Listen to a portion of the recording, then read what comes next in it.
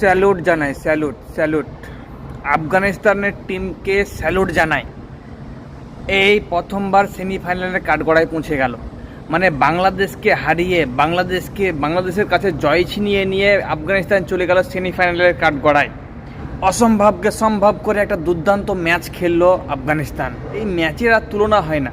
এর থেকে আর খুশির সংবাদ আর কি হতে পারে বলো? তাই তোমাদেরকে ধন্যবাদ না জানিয়ে তাই তোমাদেরকে আমি জানাচ্ছি স্যালুট স্যালুট স্যালুট। বাংলাদেশকে ভাই সবাই হারিয়ে দিচ্ছে কি বলবো। এত এরা চেষ্টা করেছে জেতার। আজকের ম্যাচটা দেখো, এরা জেতার চেষ্টা করেছিল কিন্তু আবহাওয়া বৃষ্টি বলছে তোমরা যতই চেষ্টা করো জেতার, আমরা কিন্তু তোমায় জিততে দেবো না।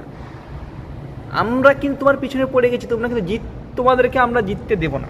তাই যতবারই চেষ্টা করছে ততবারই বৃষ্টি নেমে আসছে। বৃষ্টি বলে তোমরা জিতার আশায় আছো না, কখনোই আমি দেবো না জিততে। তাই বাংলাদেশের দুশ্মন সবাই করছে, এদিকে বৃষ্টি সেও করছে। আর আমি একটু কইছি বাংলাদেশ ক্রিকেট টিম লইয়া আর কত মান সম্মান হারাবে তোমরা? আর কতটুক বাকি রইল তোমাদের মান সম্মান? একটু তো বাকি রইল না মনে হয়। আমি তো ভাবতেছি যে সর্বনিম্ন হয়তো এতটুকু বাকি থাকতে পারে তোমাদের মান সম্মান, কিন্তু এতটুকু বাকি রইল না। মানে এই যে তোমরা সম্ভবকে অসম্ভব করে দিলে, বিভিন্ন টিমগুলো অসম্ভবকে সম্ভব করে দেখাচ্ছে আর তোমরা সম্ভবকে অসম্ভব করে দিচ্ছ। এত সুন্দর একটা ম্যাচ যে তোমরা বের করতে পারলে না। এই সেমিফাইনাল মানে জিতলেই সেমিফাইনালে চলে যেতে।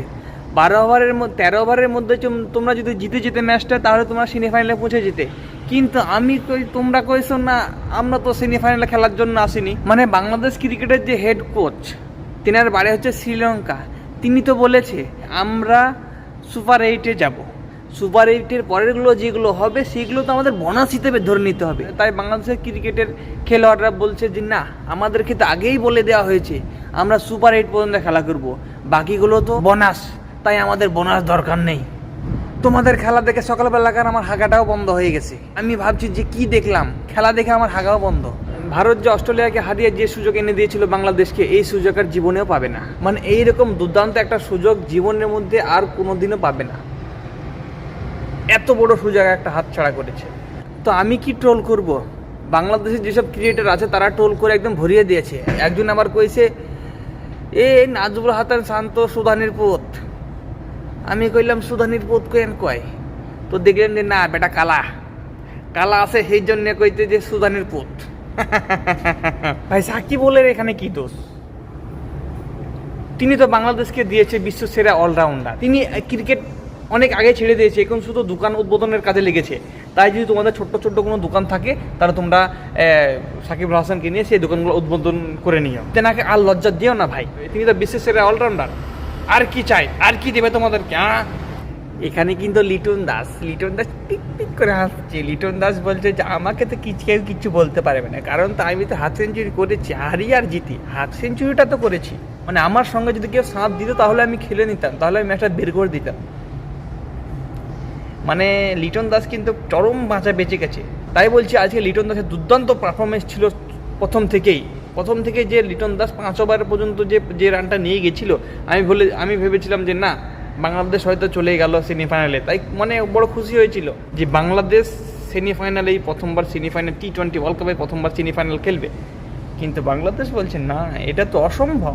আমাদের যে সেমিফাইনাল না খেলার একটা রেকর্ড আছে, সেই রেকর্ডটা আমরা কীভাবে ভাঙতে পারি? মরে গেলেও এই রেকর্ড আমরা ভাঙবো না। হেরেছো, কিন্তু একজনে তো দোষ দিতে পারবে যে না বৃষ্টিটা নেমেছিল বলেই আমরা হেরে গেছি, আর যদি বৃষ্টিটা না নামতো আমরা জিতেই যেতাম, এটা তো বলতে পারবে। তাই ভিডিওর শেষে একটাই কথা বলতে চাই, not this world cup, next world cup.